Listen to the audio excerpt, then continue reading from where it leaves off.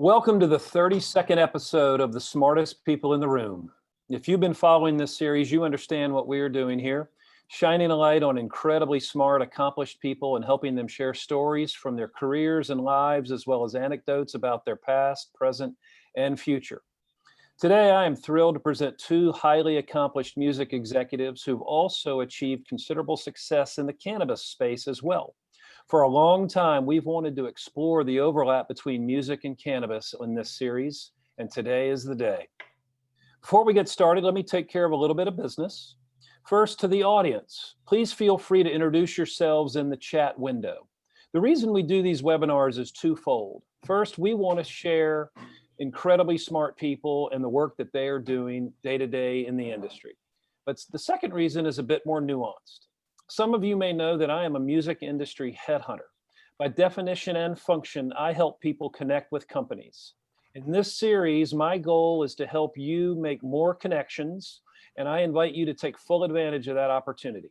Specifically, I invite you to engage with the speakers and the other attendees in the chat of the Zoom.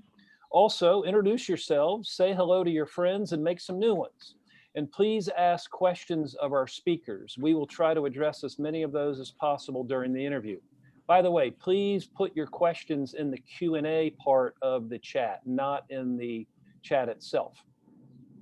I'd like to thank our sponsors for helping us put these programs on. I want to thank First Horizon Bank, Bufkin Baker, Four Roses Bourbon, the Fairlane Hotel, Core Power Yoga, the Tennessee Entertainment Commission, Lightning 100, Tennessee Brew Works, Moo TV, Jive Printing, Project Music, and also Organics.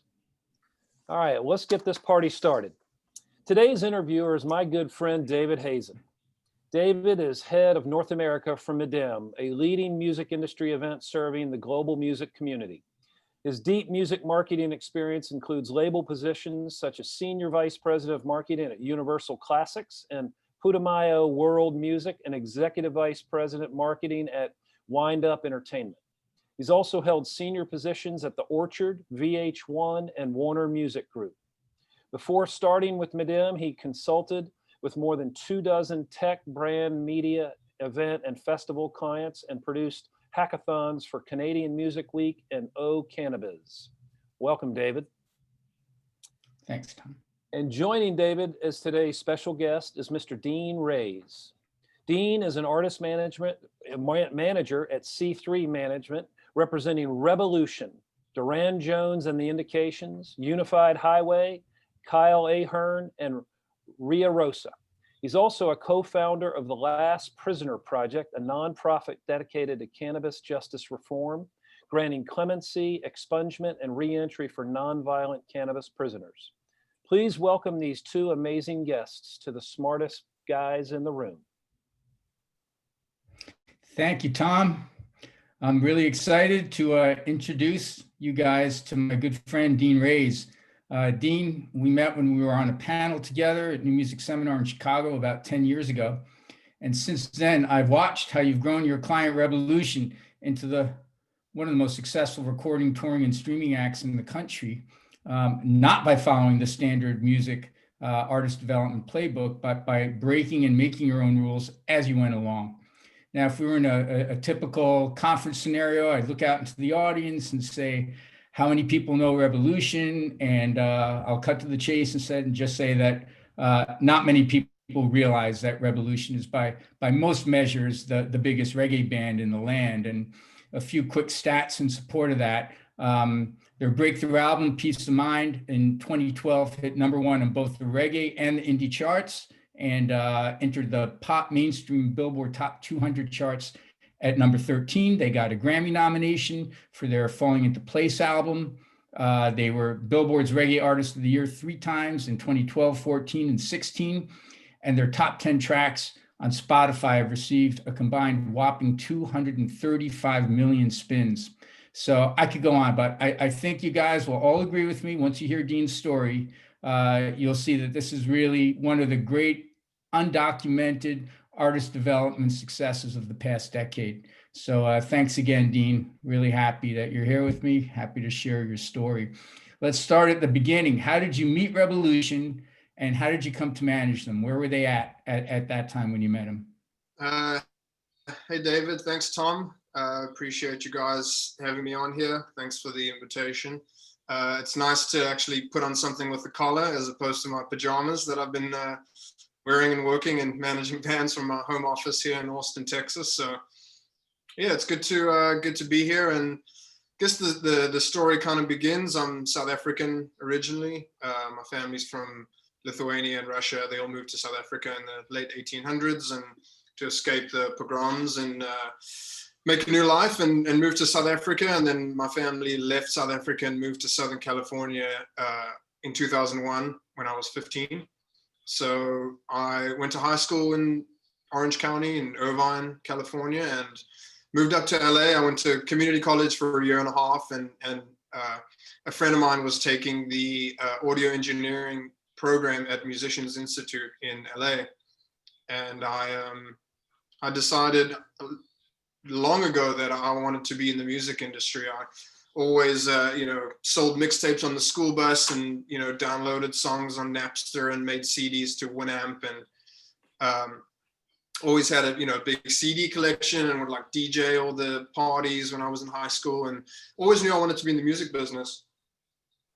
I didn't know what that meant. I didn't know that there was such a thing as a manager. I didn't know that there was an agent or what a record label did, but I knew I wanted to work in music. So I went to Musicians Institute in Hollywood in LA and signed up for their music business program. It was a 6-month certificate course, and they gave you, one class a week on how to manage bands, how to start and run a record label, marketing, legal, publicity, contracts, licensing.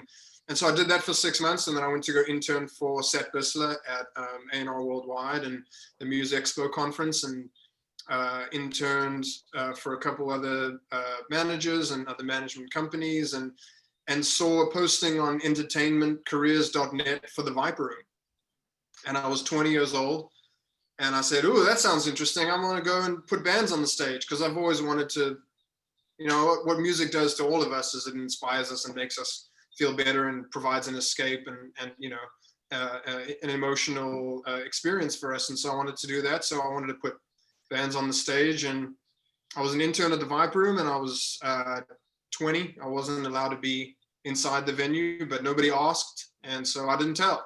And so I had my 21st birthday at the Viper Room, and all the bartenders were like, "How old are you turning? 25, 26? And I was like, "Actually, this is my 21st birthday." And they were like, "You have been here drinking for free and working here for free, and you're not even allowed to be inside the building." And, so anyway, so I just went for it, and I was driving around in a friend's car, and we were smoking a joint and listening to reggae, and he was like, "Oh, you love reggae and you're booking bands. You should book this band, Revolution." And this was in 2007 or 8. And so I didn't know who they were, and he played me a couple of songs, and I went home and fired up MySpace and sent them a message blind, and the bass player responded and said, "Would love to play the Viper Room." And so I booked them a show, and the first show was for DJ Native Wayne's birthday. Native Wayne is a reggae producer, and he had a show on Indie 103.1 in LA. And so I knew him from interning for Sat at Indie 103.1, and so it was his birthday party, and he DJ'd and Revolution played, and I paid them with a round of Crown Royal shots and 2 blunts, and 40-person guest list and a 200-cap venue. They just wanted to bring their friends, and thankfully that hasn't stopped. But so it was just a blind email, and then they said, "Hey, can you book us another show?" So I reached out to the Troubadour, and I booked them a show at the Troubadour, and just sold out in really quickly. And so I said to them afterwards, I said, "I want to be your manager." And they said, "What does that mean?" I said, "I have no idea, but I want to do whatever I can to see you succeed." And so that's how the journey started. That's great. When you first started working with them, what were some of the first things that you did for them, and what kind of difference did that make? After you booked them at the Troubadour. Yeah, I mean, I noticed that I had no idea who they were, but they were selling out these shows. And so I just loved the music, and I loved the guys, and I loved the people. And we just had, for me, I was 21 and I was booking sold out shows for a reggae band that I loved that nobody knew about. And the music was so positive. And people's just like, I look back at some of those photos that I took from those shows, and everyone's just like smiling and singing along, and just the vibe was so great, and the energy was so positive, and the band was so positive. I just wanted to be a part of it. Well, when you're talking revolution, you're talking about positivity. And as much as I detest misuse of the word brand in the music industry, it really does apply to revolution at all levels. I mean, that the album titles themselves are mini mantras of positivity: good times, bright side of life, peace of mind, count me in, falling into place. And just saying them, I feel happier, And how did you and the band get away with creating such a relentless aura of positivity without ever seeming trite or forced or naive? I mean, I can't take any credit from that. It really comes from the band. And that's just who they are. That's really who they are. They live it. It's not a farce. It's not fake. It's not put on. It's you meet the guys and you spend some time with them, and that's just, they're writing about their lives and what they believe in. But everyone at the gigs is so happy. I've never seen such a consistently happy crowd. Every time I go see them, whatever city, like everyone's in a great mood all the time. And it can't all be the weed.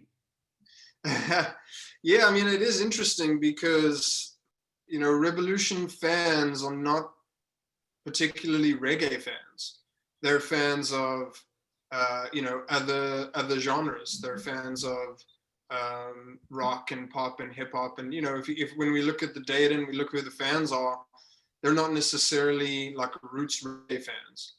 And so it's interesting to see, who the audience is and how they've grown, and how the band has grown and built an audience of people who are not fan. Some are, but a vast majority are not traditional reggae fans. So we've had to try some experiments and some things, and the band is influenced by a lot of different genres.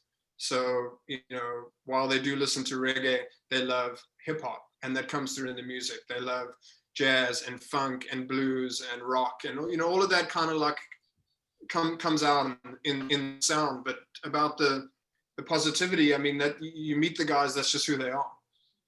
Eric, the lead singer who writes the majority of the lyrics, that's him. He's like the anti-lead singer syndrome, where he's just like the most humble, down to earth, respectful, understanding. Like, just, he was a groomsman in my wedding, just like one of my best friends, just like one of the greatest inspiring people to be around. And it's not fake, it's like, it's really who he is. So I think that just like pours out in the honesty of the art that they're creating. It's very genuine. The other thing that really struck me when I first started going to see Revolution was how a band where I never heard any of the songs on the radio, never seen anything in connection with them outside of the gigs, yet every single person seemed to know the word for every single song, was shouting out the parts on cue when the music would stop. And how did you get such an intense fan base? Were they going to repeat gigs? Was it from social and your early successes on streaming? How did that come to be? I think it's a few things. This band was born out of the digital age. So we promoted file sharing. We took the Grateful Dead tape sharing model and the Fish, the jam band model, where, we realized that like, we're probably not going to be on the radio and we're not going to be a mainstream act. So what do we have that how can we build an audience? And it's been, trying to be as organic as possible, trying to make people feel like they were a part of the band and what was happening. So, it is community driven and it is culture driven. And we just wanted to go very heavy on the touring. For the first, 10 years, they played 100, 150 shows a year. they just kept going. And I think coming to each city every time and doubling that with, you know, the marketing of trying to find out who those fans were that reached out to us, that said they're huge fans, trying to get them the materials to grow our core audience from the inside out.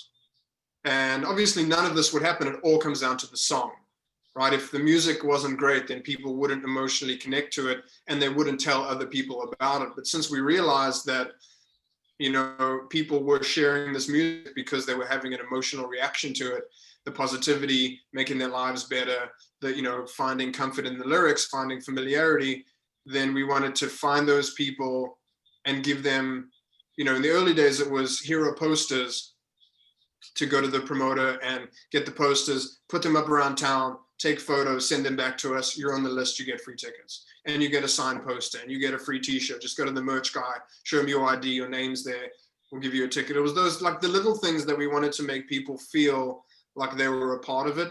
And then we've tried to extend that into the digital age with digital advertising too, where we're running contests and giveaways and remix competitions, and, you know, you can win a video chat and, you know, all those kinds of things. We're trying to, you know, follow that over into the digital. But the main idea is trying to continue to build that community and make people feel like, you know, for this band is going to have a career. They're not just trying to get on the radio, become a pop act and disappear. They're trying to build a core audience that those fans are going to come back and see them every time they come to Chicago or San Diego, Wichita. So we wanted to try to sustain that and build an actual emotional connection with fans as opposed to something temporary. It's interesting to see you borrowing some pages from the Jam Band Artist Development Playbook, and that you were sharing music just a couple of years earlier at one of my last label jobs. Far from encouraging sharing, we would actually hire companies that would put out flawed, spoofed tracks before we would release the actual tracks, and then encourage the sharing of those tracks so that people would get it. 30 seconds into it, there'd be a horrendous tone and they'd be useless. And we actually paid companies to do that. So while we were kind of trying to hold on to the old way, you were forging ahead, and look at where things are now. That's a great story. Is there anything else that you can think of? Sorry? I mean, we did the opposite. We encouraged people to share the music and to burn CDs. You know, we looked at the CD and the music as a flyer for the live show and for the merchandise, because that's where we made the majority of the income to sustain an independent musician's career and life as a creator and as an artist, was the live shows and the merchandise. Now streaming as a byproduct of that, and building that audience, it's translated to streaming, and that's what's actually, you know, keeping bands you know, financially stable during the pandemic. But yeah, I mean, we encourage people to file share. We put download cards at the merchandise table that said, go to the website, put in, you know, this code, or just go to the website and you can download it for free. And while people were there, they actually went to the store and bought a t-shirt. So while we're giving away something that we would have made net $5 on, we're making net 15. And so we just kind of looked at it as long-term big picture and just didn't really care about protecting, you know, file sharing or any of that. We just kind of let the floodgates open and just realized, like, you know, what we're going for is people's attention. And once you have their attention, you can get their money to support you. But we weren't trying to chase down people for copying CDs. We were encouraging it. And we're not, you know, this is not, we're not the only ones to do it, and we're not the first to do it. We were just kind of, you know, following that model of trying to build an audience. And there's just so much noise, and there was so much other music and art. And as streaming came in, it's like, we're not competing against other bands. We're competing against Netflix shows for people to get off the couch and go actually and see it. Or, you know, there's so much competition now. We're still just trying to get people's attention and then trying to get their business and have them buy tickets and merch. So yeah, that was kind of the plan. I guess attention is the main currency that everybody needs to go after and hold on to. Let's kick over a little bit and talk about your approach to the industry. You've embraced things like community and touring and merch, DSP marketing, as opposed to the more traditional success builders that you maybe marginalized a bit, like record labels, terrestrial radio, mainstream PR. Was this deliberate, or was mainstream support and money just not available to you guys back then when you were starting out as an upcoming band in reggae, which isn't the biggest or most commercial genre? So what was your approach to the business when you were starting out, and how did it evolve once the band got big?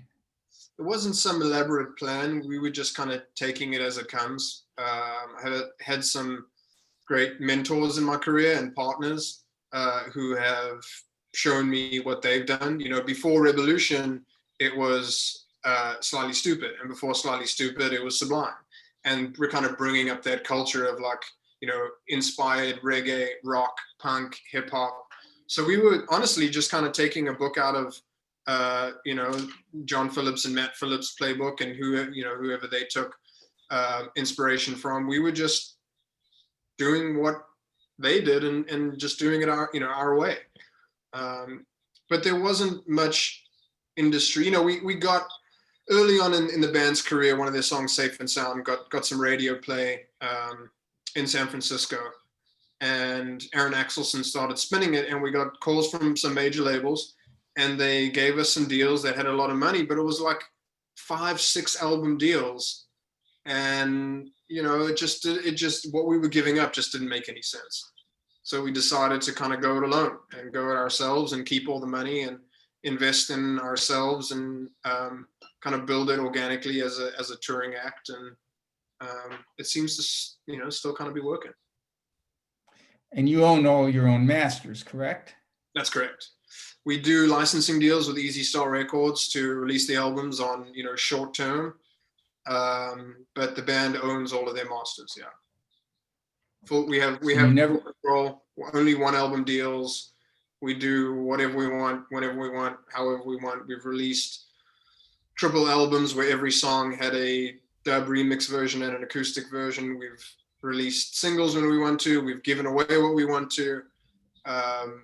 You know, and anybody can do it now, especially with CD Baby and TuneCore and, you know, all of that stuff. So it was just kind of a choice of, you know, what are you going to give up on the back end versus what a label could do for the band. You know, is the juice worth the squeeze? Is it worth giving up control and signing away, you know, a multi-album deal for a low royalty percentage and a decent advance, or can we sustain on the touring money and release it ourselves and partner with some smaller independent labels, and then you know, have full control. So it was a conscious decision, and so yeah, so kind of that's the path that we took. There've never really been much industry interest in this culture. You know, Dirty Heads have actually got a lot of radio play, and, you know, Slightly Stupid's got a little radio play, but nothing major. It's almost like its own little niche within another industry that kind of does it on its own terms and is mostly, you know, independent. What about distribution, physical and digital distribution? What's your approach to that? So we like to have the presence in stores. We do about 20% physical, 80% digital. And it's pretty much always been like that. That hasn't changed in 10 years. But we like to have the presence in the stores. We like to drive people to indie record shops and keep the culture in those businesses important, because they are important. As vinyl sales have gone up, that's become more important to have that presence and have vinyl. But we do about the same in physical retail as we do direct to consumer on our website. It's just important to have. And so we do that through Easy Star Records, through the label, and they handle all the physical and they take a percentage. And so we still have that presence, and we still print up, we sell a decent amount at shows too. I haven't had anything that's played a CD in a long time, but some people do, and there are that people, and we just want to have it available, for those people. And so we do print and sell a lot of vinyl and some CDs, but there's no reason not to have it. We're not losing money. So kind of goes back to the same theory of attention, is like, we just want people to experience the art and the music, and we'll handle it however comes next. So we still do physical, we're still in stores. It goes through Easy Star Records, through MRI, through Missy at Megaforce, through the Orchard, does the physical and the digital. Cool. And you've done Missy has been, and Megaforce have been incredible partners since day one. She's released every single piece of music that Revolution has released since 2008.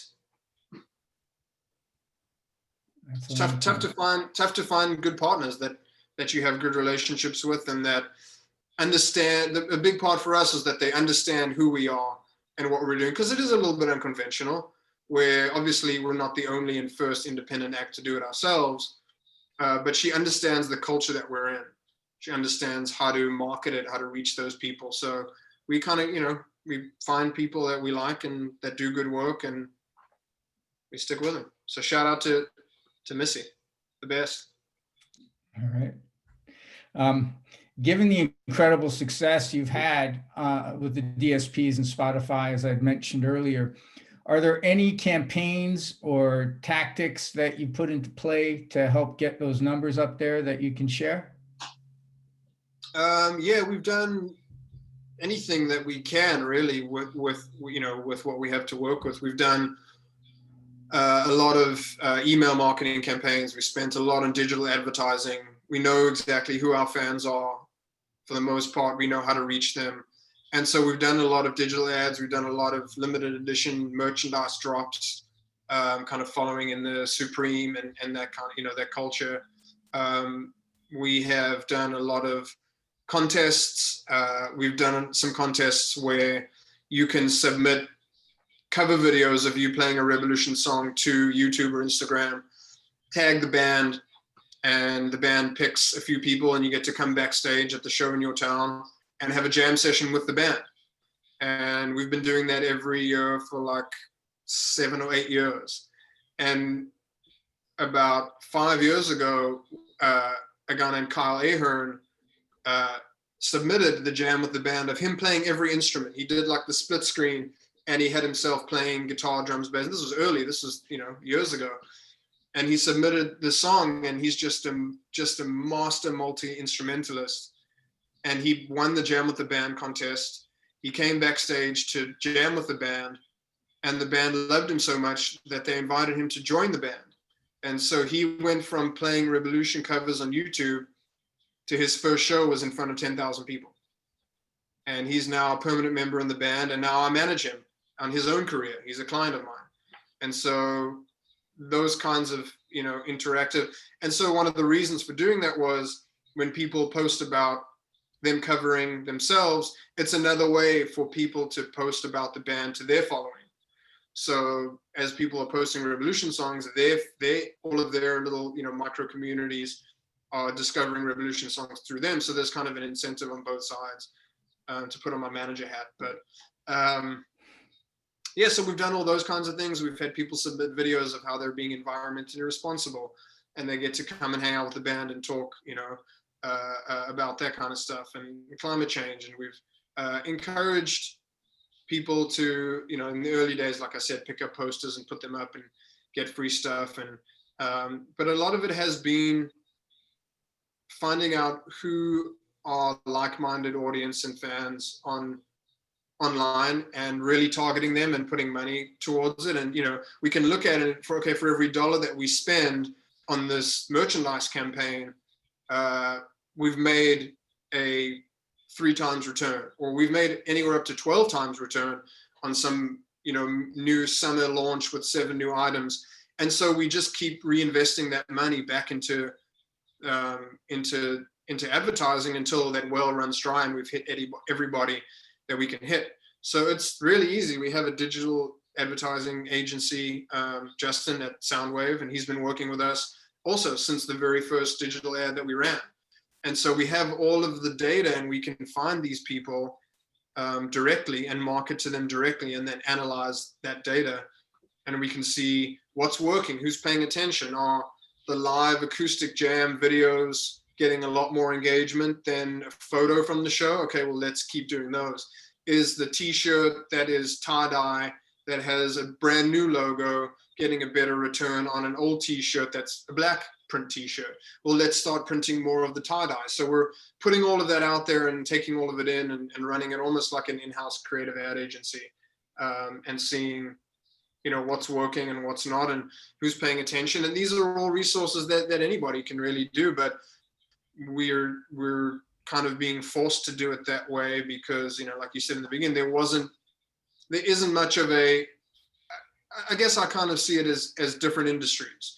There is the recording industry, which are labels that push to radio and use a more traditional method. And now, you know, radio campaigns are turning into influencer TikTok marketing campaigns. And then there's the touring industry, which is more of the jam band model. And there's a lot of intersections in both in some bands, but you know, we've really had a lot more success just kind of focusing on the independent touring and realizing like we're probably not going to have a hit song at radio. Radio doesn't support this format too much. And so we've focused spending our money and our time and energy on building a core audience instead of focusing on a more traditional industry.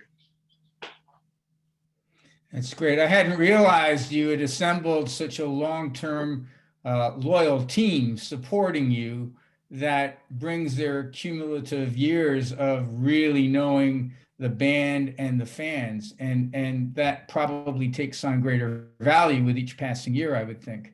Yeah, and, I would say maybe no... a more appropriate title for this chat is not the smartest guys in the room or the smartest people in the room, but maybe the people in the room who surround themselves with people who are way smarter than they are.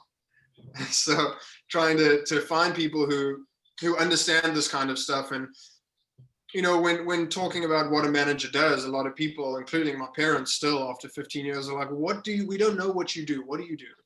So, and you know, giving talks and stuff like this, I kind of explain it like a manager is an extension of the band, and we deal with all of the business. We're the business part of the brain that deals with administration, marketing, coordination, schedules, that kind of stuff, and the band handle the creativity. And there's a lot of flow through. Some band members are good at business and some managers are good at creative, but you know, it comes down to managing a team. You know, managers manage the label, manage the digital ad agency, the merchandise company, the publicists, keep that communication between everybody so that we can all move forward on the same ship, as opposed to a bunch of different going in all different directions. We're trying to consolidate a team, so we try to find people that can do it and keep them on the team and have them continuing to do what they're experts at, and have the different areas work with each other so that when we are releasing music, the label knows, the digital ad agency knows, the merchandise company knows, the publicist knows, so everybody's kind of moving forward together.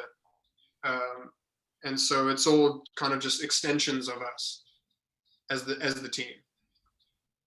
That's great.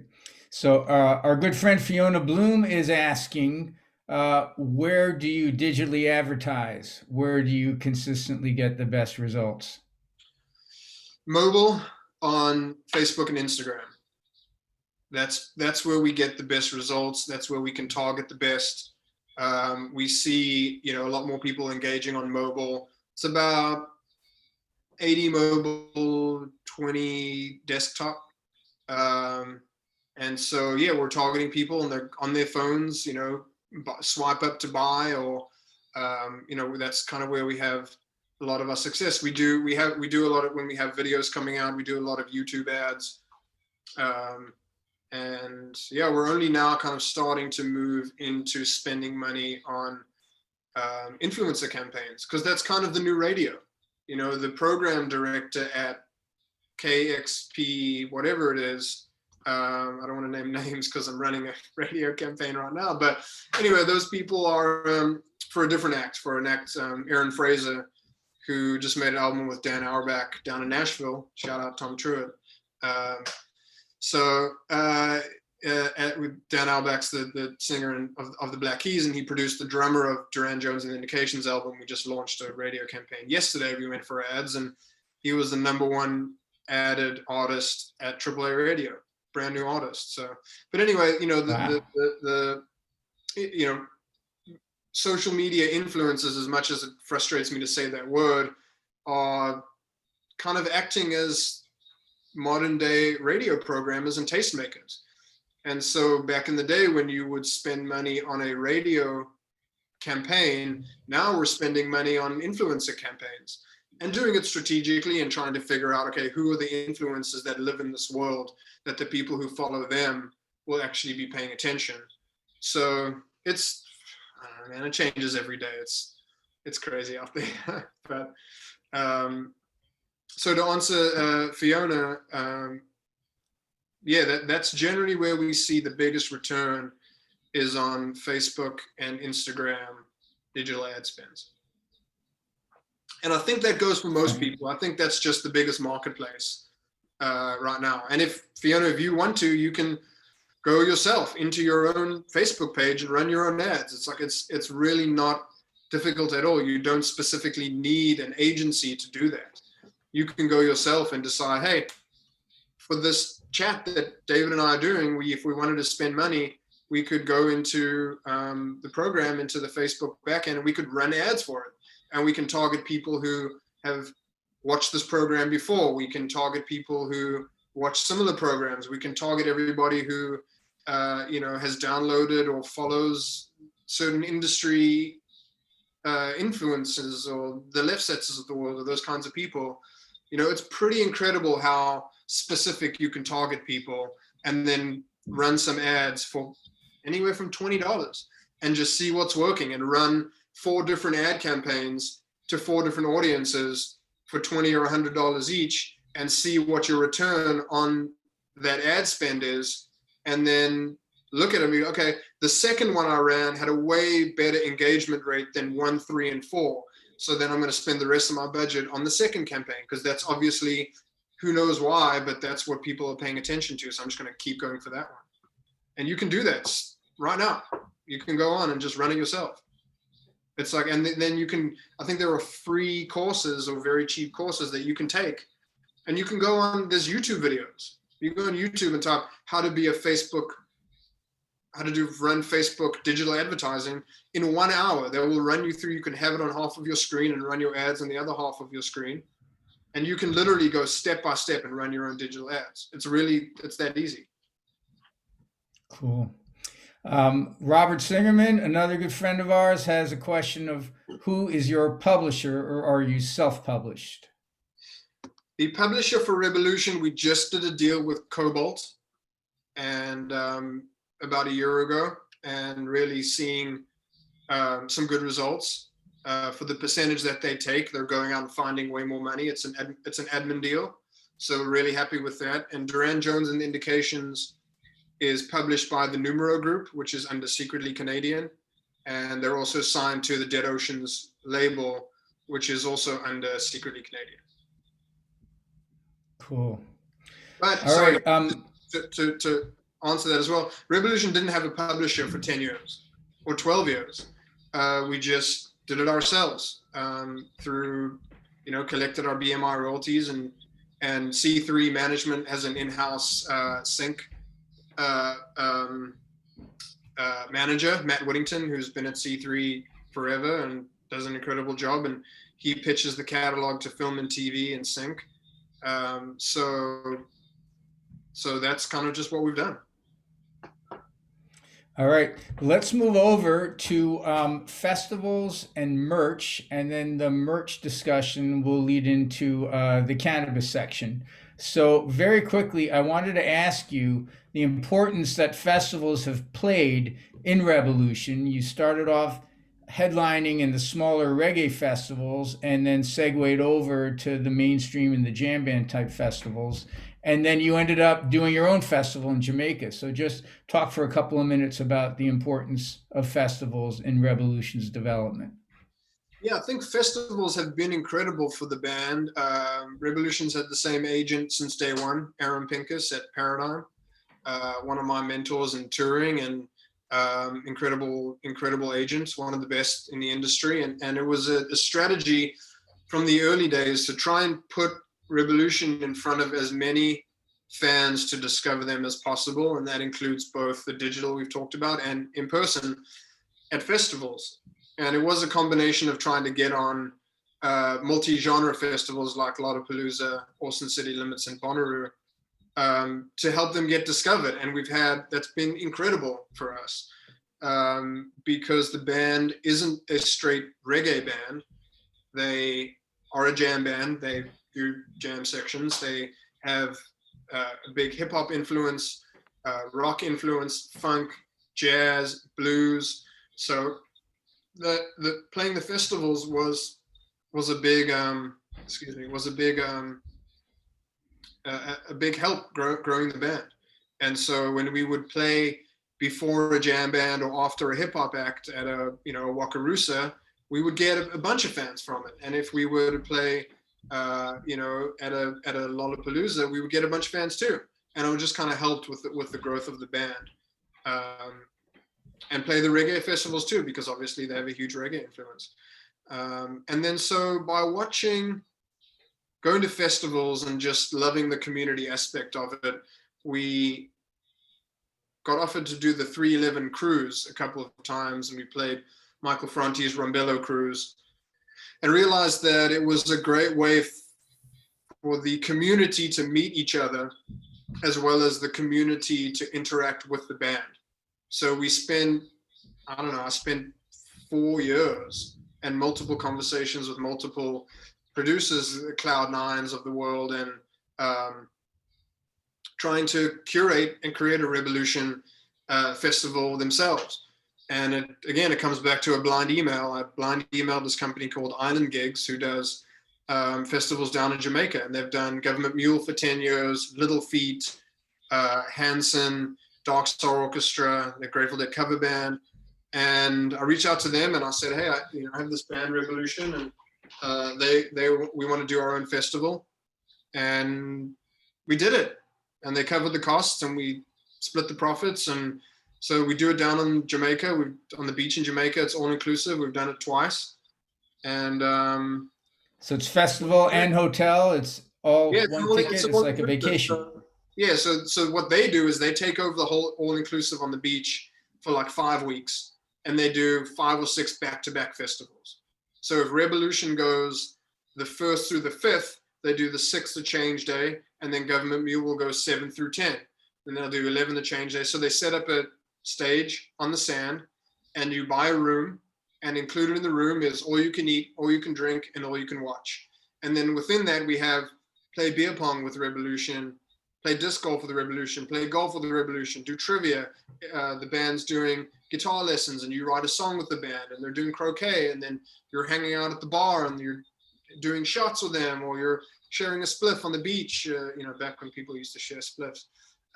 And so it was like a great way for not only the band to have an immersive experience with their fans, but for the community and the fans to meet each other and kind of, it was just a really incredible experience. And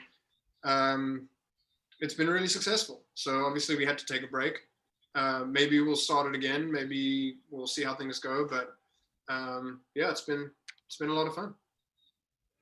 That sounds great. So when I've gone to the merch table at Revolution Gigs, I was always impressed by the range of products that were being offered.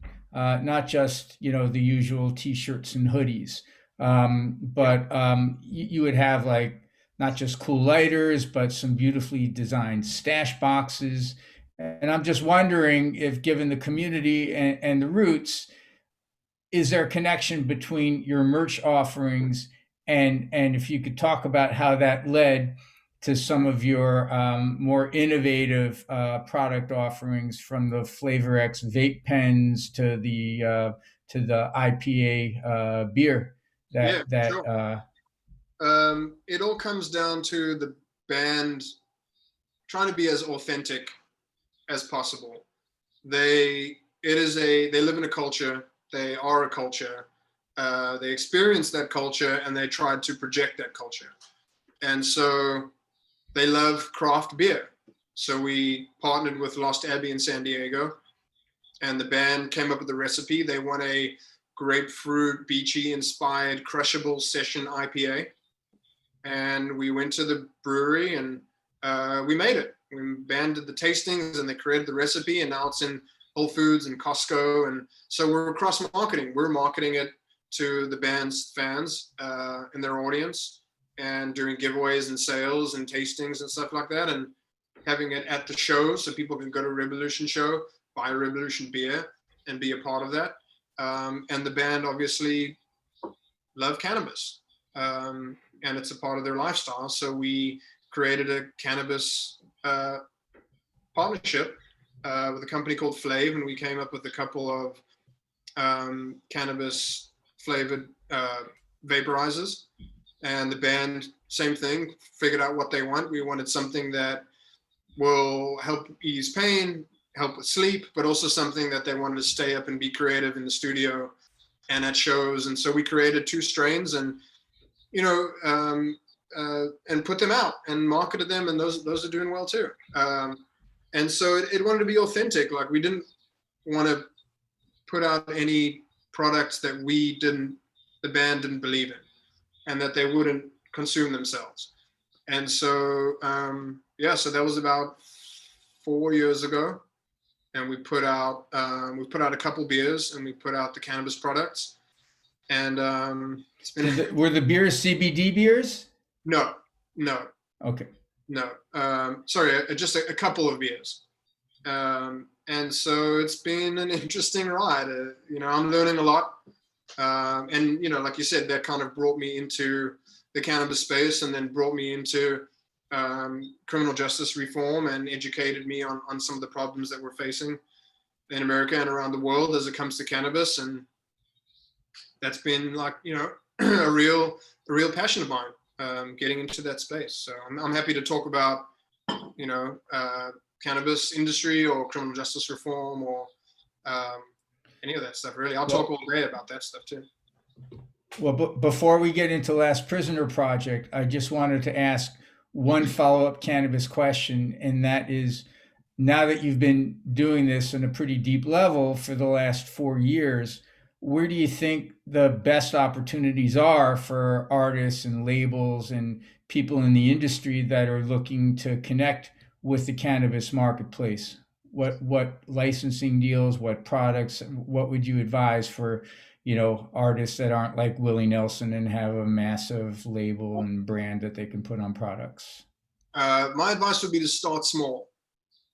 About 4 years ago, there was a big influx into the cannabis industry, a lot of Canadian investment coming in, a lot of companies, a lot of M&A, a lot of companies going public, and that crashed. And I think a lot of people didn't realize just how difficult and early it is in the cannabis industry. A lot of people were saying, oh, it's too late to get in. It hasn't even started. It's so early. But the problem is that there's so much legislation and so many issues around legalization that a lot of companies have unfortunately gone extinct. And it's been really, really tough on the cannabis industry, cannabis companies, growers, farmers, brands. Everyone is kind of having a tough time because the laws keep changing. It's illegal to cross state lines. So you can't start, if you look at beer, we can make beer in San Diego and we can sell it in Omaha or New York, and it's legal. It can be made there and shipped there and sold there, and we can ship it online, and you can buy it online today and have it at your house. You can't do that with cannabis. So there is a big misconception about everyone's getting in the industry and everyone's starting brands, and how do I, as a band, start a cannabis product? Like, the distribution is a huge problem, and the manufacturing is a huge problem, and the quality control is a huge problem. So a lot of, if you do want to start your own, start small. Find your local shop and figure out their supply chain, and try to find people in the industry that are huge fans of yours, and partner with them, and start small. It's very difficult right now to start and run a cannabis artist brand, because your product better be incredible. Because if I walk into a store, and I don't care if I'm the biggest Grateful Dead fan in the world, or Bob Marley, or even Revolution, or whatever it is. If I walk into a store, which is the only place that you can sell these legally, and I look on the shelf and there's a product or an eighth or whatever it is, and it's $50, and it's the one you've been using forever that you know and love. And then there's the Revolution product, which is $60 because it's a smaller pie for everybody. So the price point goes up. If that branded product isn't incredible and so much better or as good as the standard unartist branded product, you're going to have brand depreciation, and you're going to have your fans get pissed at you because it just looks like you're just trying to cash in on a trend and you're not doing quality control on the actual product. If you open the Revolution jar and the flour's not great and there's seeds and it's not good quality or something that you're used to, you're going to get pissed at the band because they're not trying to create a good product. It's the same thing if you walk up to the merch table and you buy a shirt and the logo peels off in a week, or the shirt completely shrinks, or the seams break apart in a week. You're going to get pissed at that band being like, you're selling me a piece of junk. And the same goes for the cannabis industry with celebrity brands. Got it. All right, well, let's start talking about Last Prisoner Project. When we were at O'Cannabis a few years ago, we did an outing at the Hot Box, the oldest cannabis cafe in North America, and the owner's a wonderful woman named Abby Roach, and we got a round table of some great speakers like you and Steve D'Angelo, and fast forward a couple of years, and you and Steve had founded this wonderful organization that's doing such great work. So tell us about that, please. Thanks. Yeah, it's going incredibly well.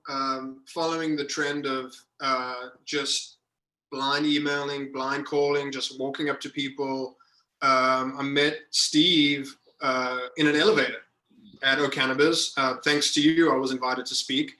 And I woke up early in the morning and got in the elevator for the investors pitch, and Steve was the keynote, and I obviously knew who he was. He had no idea who I was.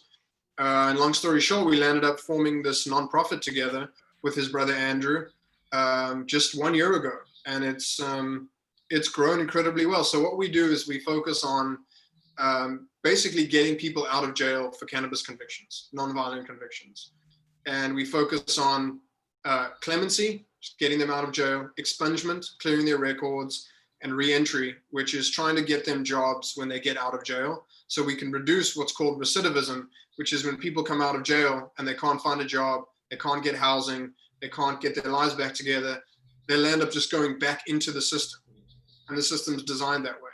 So the war on drugs wasn't a war on drugs, it was a war on people, mainly people of color.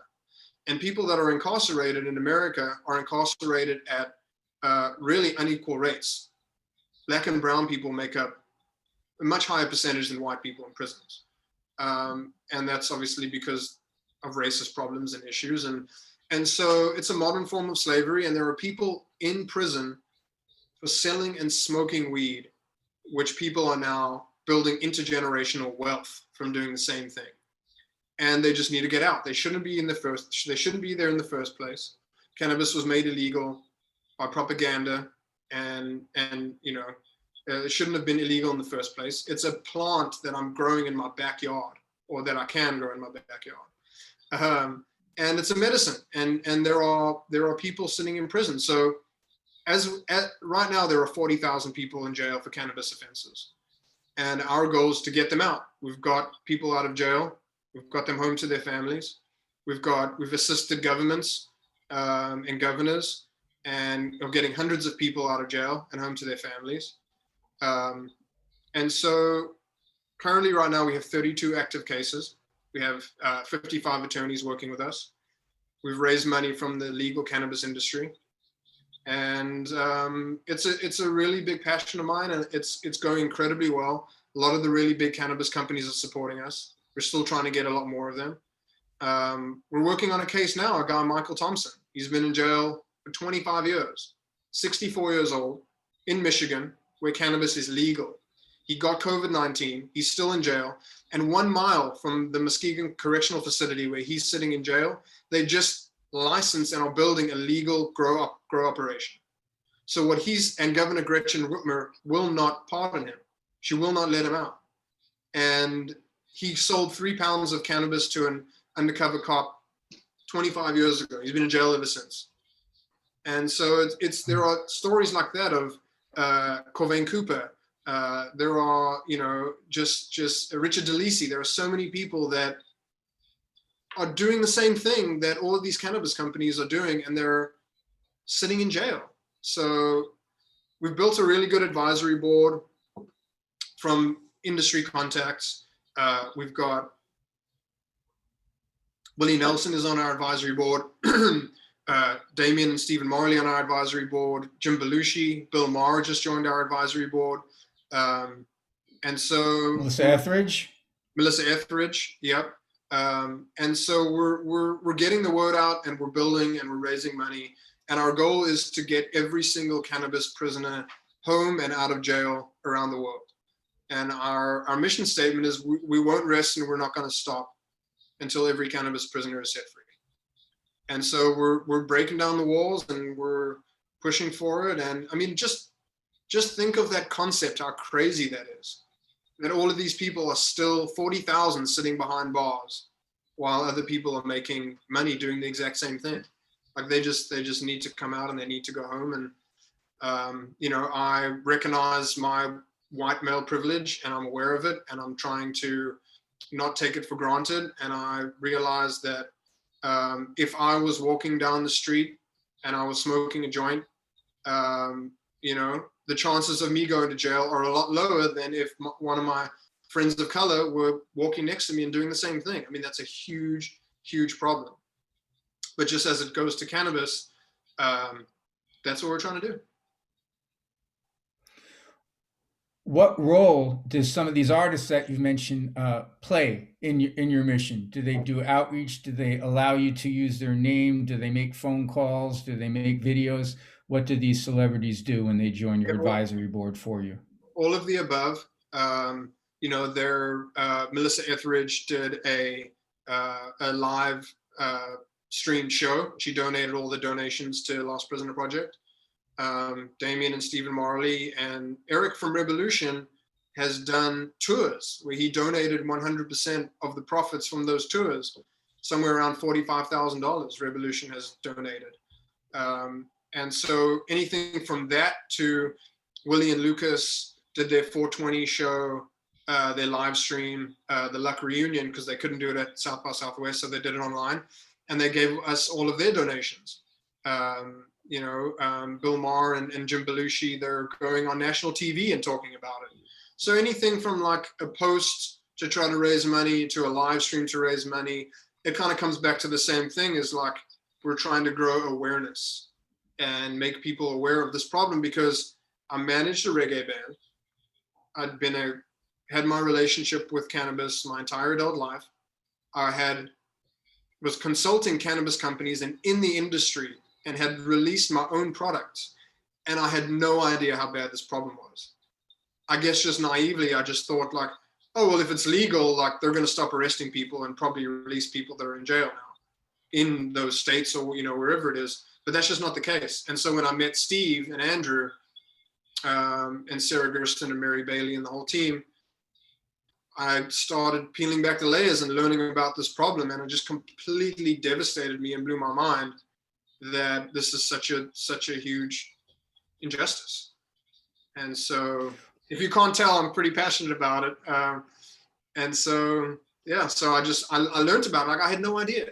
And I was that deep in the industry and in the culture.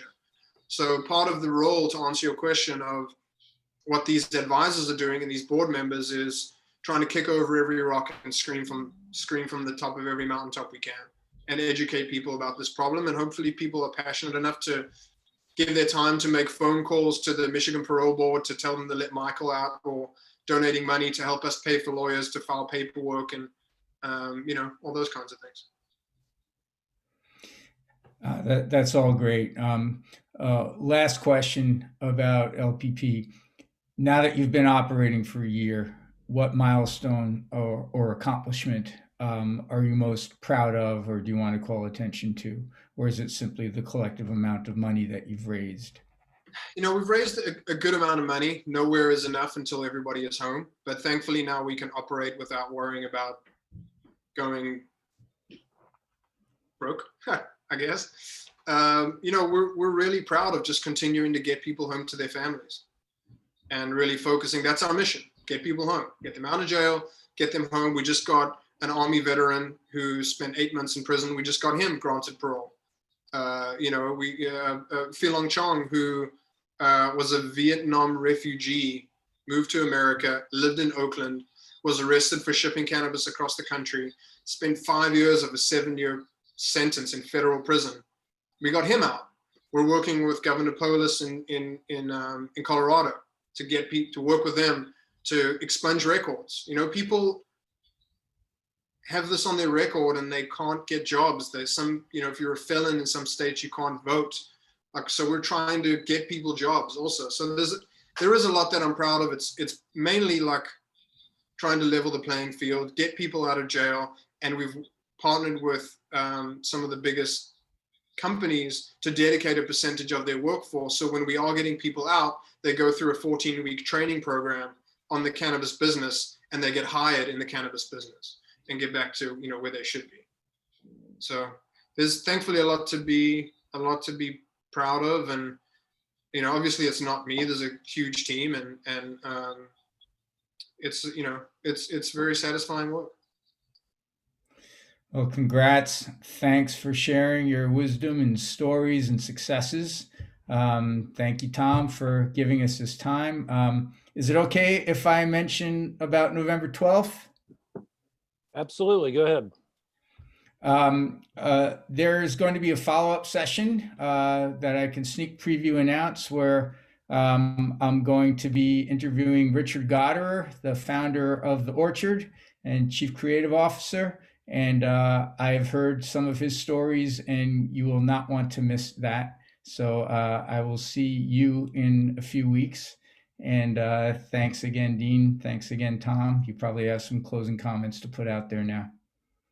I do. And just let me say on behalf of the audience, thank you to both of you for spending some time and sharing your knowledge with us. Dean, it's very inspiring what you've done. And I hope that you've developed some new fans here today. And hopefully that will translate to some financial donations or other types of donations to the Last Prisoner Project. So good on you, brother. Keep fighting the good fight. Thanks for giving me a voice and telling the story. Just a shout out, lastprisonerproject.org. If anybody wants to go check it out, see what we're doing, follow the Instagram, get inspired. And yeah, I appreciate what you guys are doing here. It's a crazy time in our industry and we all, need to connect and talk and share stories and what we're doing to try to stay alive and support, each other and try to keep the live and record, try to keep the live industry alive. Go support NEBA, save our stages and yeah, we're all in this together. No kidding. Well, thank you very much, folks. Like most weeks, we do these on Tuesdays and Thursdays. This Thursday at 1 p.m. New York time. That's not 2 p.m. New York time. That's 1 p.m. New York time. We're doing a deep dive into the world of synchronization, licensing, and music supervision. And it's going to be exciting. So check that out. That's with Liz Rogers and Evan Clean. Evan Clean is the music supervisor on among many other large projects, the Game of Thrones. So if you're a fan, you'll want to tune into that. Thank you very much to these two rock stars. Be nice to one another, wear a mask, and vote on November 3rd. And with that, I voted today. Right on. Yeah. I bet I know who you voted for. Give you one guess. Take care, guys. Stay safe. Thanks, everyone.